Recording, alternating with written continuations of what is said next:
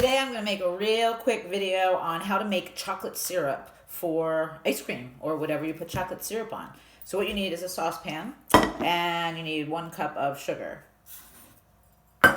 and you need a half a cup of unsweetened cocoa powder. You can use any brand you want. I just use the store brand. Now you want to take this and you want to whisk this together so that the sugar and the cocoa are well blended.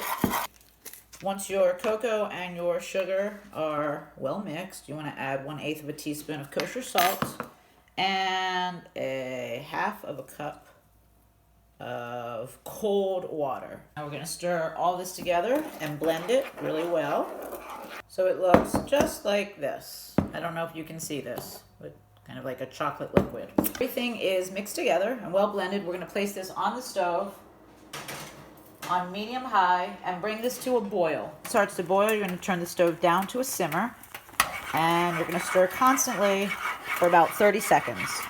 And after 30 seconds, you're going to remove your saucepan from the heat, set it aside, and we're going to let this cool. Our sauce is now cool. Now you want to add 1.5 teaspoons of vanilla and whisk this so it's all well blended.